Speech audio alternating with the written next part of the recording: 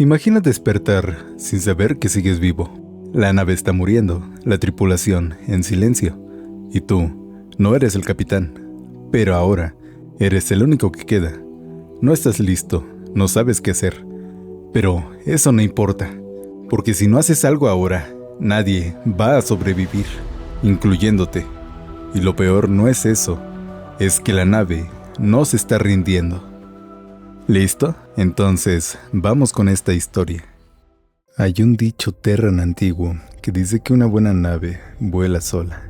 Ese dicho en realidad surgió siglos antes en su historia y se adaptó a uno similar sobre sus automóviles, viejos vehículos terrestres con ruedas y propulsados con carbono.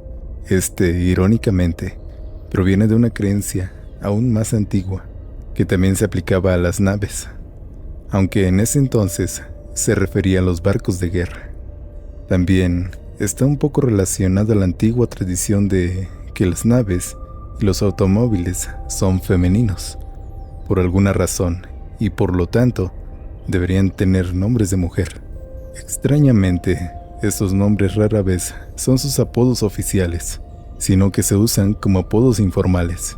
Una nave llamada el Amanecer de la Absolución se convierte en el Amanecer, o la Abby.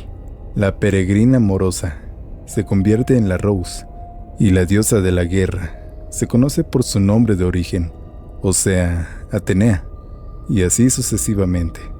Nunca lo entendí. Mi gente no tiene esas tradiciones, ni ese estilo lingüístico. Somos literales. Por eso nunca entendí el concepto de que una nave volara sola tampoco. Hasta que, sin querer y a regañadientes, me convertí en el capitán de la Velis Perennis, o sea, la Margarita, un nombre tanto para una flor que le dio nombre a la nave, como un nombre de mujer, a la antigua usanza terran, extrañamente hermosa a pesar de su brutal apariencia física. La Margarita era una nave vieja. La mayoría de las naves terran eran naves viejas, resultado de que su mundo se volviera inhabitable a finales del siglo XXII y su especie se extendiera a todas partes. Sus astilleros se convirtieron en de doble propósito, ya que construían naves y se convertían en cúpulas de habitación. Sus naves se convirtieron no solo en naves de guerra o de comercio, sino en sus botes salvavidas y hogares a largo plazo. Por eso, cuando me alisté a la lista de la Margarita como navegante, ya tenía casi 2 siglos. Su casco había sido reparado y reemplazado y reparado y reemplazado 20 veces por cada pie cuadrado. Sus motores fueron reemplazados 4 veces por separado y todavía estaban casi 2 generaciones por detrás de la tecnología terran actual. Su agua siempre sabía un poco a metal y sal, aunque los ingenieros aseguraban que los purificadores, los filtros y los recicladores eran, a diferencia de su motor, nuevos. Su capitán era un hombre amable. Lo que llegué a entender de los otros terran era conocido entre ellos como un caballero, y era gentil.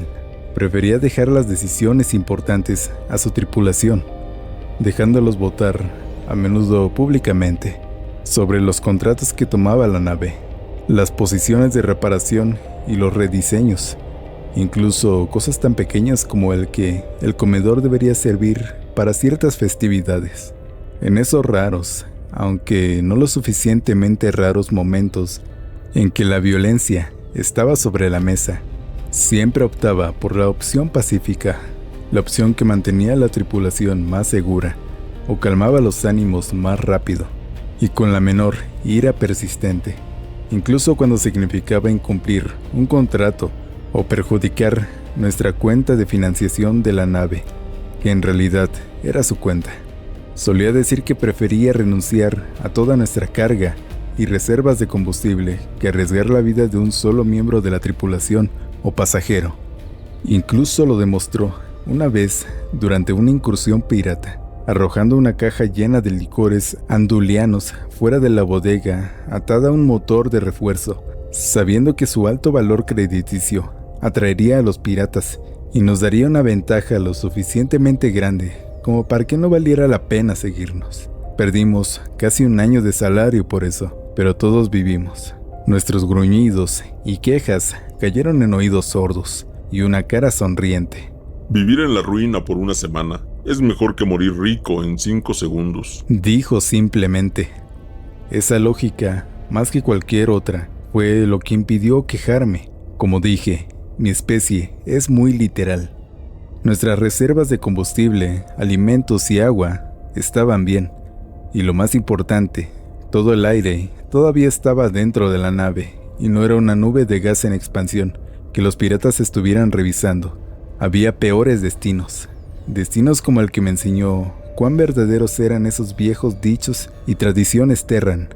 El que convirtió a un navegante quinto en la cadena de mando en el nuevo capitán. Los Terran construyen sus naves resistentes y una nave Terran que tiene 2 siglos de antigüedad y varias generaciones de tecnología por detrás de la curva, todavía puede manejar mucho. Pero una llamarada solar récord, mientras se transita por una puerta de salto, no es algo que pueda. De hecho, no muchas especies pueden construir una nave para sobrevivir a eso ilesa. Cuando llegamos a la red inercial, que estaba destinada a detener nuestro salto acelerado magnéticamente, descubrimos que todo el sistema había sido desestabilizado por la eyección coronal de la estrella en su sistema. Si el sistema hubiera estado unos pocos años luz más cerca de nuestro sistema de salto, podríamos haber recibido la noticia a tiempo, pero tampoco habríamos necesitado saltar en primer lugar. Pero ninguna especie ha dominado las comunicaciones cuánticas, por lo que solo recibimos información unas horas antes de nuestro tiempo estimado de captura. Demasiado tarde. El capitán ordenó a todos a sus puestos de emergencia. Para la tripulación no esencial, eso significaba tubos de gel de alta G que llenaba cada onza de espacio vacío y alrededor del cuerpo de una persona en fluido no newtoniano que inducían químicamente a una coma, al tiempo que actualizaban su huella de conciencia digital. Salvo la aniquilación completa de la nave, la tripulación podría ser recuperada, aunque solo digitalmente, y se le daría la oportunidad de una nueva vida, ya sea como un avatar digital o mediante la clonación y la transferencia de memoria, aunque a un alto costo. Se nos ordenó, a mí incluido, a nuestras cápsulas. Luego él y los demás, la tripulación esencial, tomando sus asientos y conectaron sus nodos de reacción al sistema de la nave. Unas horas después, mi cápsula me despertó a las vistas, los sonidos e incluso los olores del caos total. Buenos días, capitán en funciones, Malvit, dijo la voz automatizada de la nave con un tartamudeo cuando caía la cubierta fría y vomité gel de mis pulmones. Se requiere su presencia en el puente de emergencia. Inmediatamente, incluso en mi estado aturdido, químicamente abusado, supe lo que significaba todo eso. No fui al puente, el puente de verdad, quiero decir. Sabía qué esperar si lo hacía. Sabía lo que significaba el movimiento giratorio de la nave, incluso cuando me hacía esforzarme por mantener el equilibrio. Sabía lo que significaba ser capitán en funciones de la Margarita. En cambio, seguí las luces parpadeantes mientras la nave iluminaba mi camino hacia un nuevo puente. El puente que alguna vez había sido nuestro taller de mecanizado y fabricación para los ingenieros, al menos uno de los cuales tenía que asumir que ahora estaba muerto. Nave, dije mientras limpiaba más gel de mi cara. Despierta al ingeniero y a los reparadores de mayor rango o mejor calificados. Además, despierta al médico de la nave. Entendido, capitán, respondió la Margarita. Procesando registros. Me informó mientras analizaba lo que sabía de nuestros daños y nuestros registros de personal. Presioné mi pulgar contra la puerta del puente y me abrí paso a la interfaz de datos más cercana. ¿Informe de daños? Le exigí, mientras comenzaba a ingresar mi inicio de sesión y configurar la pantalla ocular. Estado de navegación y comunicaciones de las interfaces 2 y 3. La computadora procesó por un momento mientras se calibraba a mis ojos compuestos. Ingeniero Mayes siendo despertado, me informó la nave. Eso era bueno. Mayes era, de hecho, el segundo ingeniero de mayor rango, después del jefe muerto. Así como los mecánicos Bugoras y la enfermera Matenia. Me quedé helado al escuchar eso. No el médico de la nave, ni siquiera el médico civil que los había acompañado al sistema donde estaban abriendo una nueva consulta. En cambio, era la enfermera de la nave.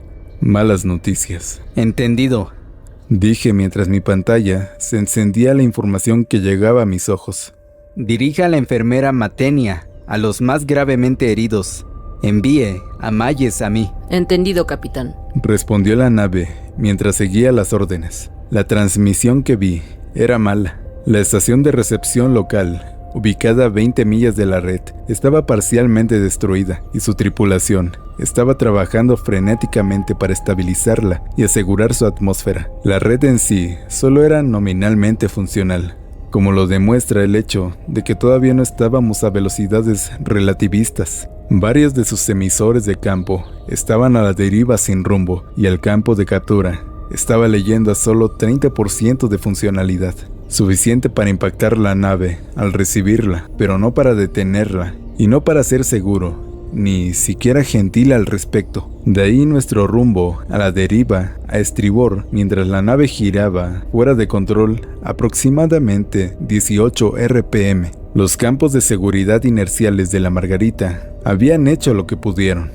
pero por viejos que fueran, por rápido que nos hubiéramos estado moviendo, habían sido ineficientes. Podía adivinar cómo probablemente se veía el puente principal. El motor 2 había expulsado su masa de combustible y las cámaras de catalizador para salvarnos de la radiación mortal. El motor 1 solo era marginalmente estable. La bodega de carga se había ido. Una correa o un sujetador magnético debía haber fallado, o algo en uno de los envíos se había movido.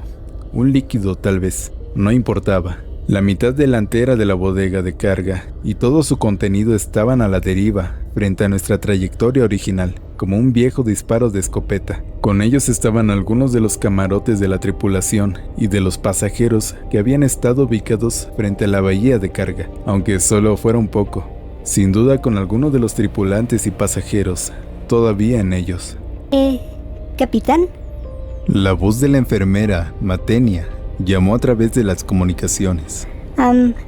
La enfermera Matenia, aquí. Eso va a tener que ser la doctora Matenia, ahora, señora. Le respondí. Imagino que ya te has dado cuenta de lo que está pasando. Sí. Dijo mientras asimilaba lo que había llamado. El ingeniero Mayes entró en el nuevo puente y le hice una señal para que se acercara a la estación cercana. La nave. Intentó decir. Es mi problema, doctora. La interrumpí. Yo me encargaré. La Margarita te dio una lista. Triaje. Despierta a quien consideres útil para tus refuerzos. Nave. Autoriza a la nueva doctora para cualquier suministro o equipo médico que necesite. Entendido, capitán. Respondió la Margarita. Puedes llorar si lo necesitas, doctora. Dije con frialdad. Tenía que ser con frialdad. Pero esas lágrimas es mejor que caigan sobre manos trabajadoras. Esto ya está destinado a empeorar antes de mejorar. Pero hagamos lo que podamos para que sea lo menos peor. Comenzó. Sí, señor. Dijo mientras salía de la línea de comunicaciones. Señor Mayes. Dije mientras me volvía hacia el ingeniero, hosco y canoso. ¿Ya estás viendo lo que tienes que hacer? Sí, señor. Respondió. Hazlo. Le di instrucciones. Como le dije a la doctora, despierta a quien creas que te ayudará. Nave, las mismas instrucciones para el señor Mayes que para la doctora. Dale lo que necesita. Entendido, capitán. Repitió. Me volví hacia Mayes, que ya estaba de pie, y se dirigía hacia el gabinete de herramientas cercano. Intentando estabilizar. Me informó la Margarita, mientras sentía que los propulsores de maniobra se encendían. Solo gas. Negativo, Margarita. Dije usando el apodo de la nave. Nunca usé el apodo cuando me dirigía a la nave, pero estaba estresado. Necesitamos evaluar las reparaciones. Deja el gas. Entendido. Respondió, mientras sentía que los propulsores se apagaban. Entendí la razón detrás de encenderlos.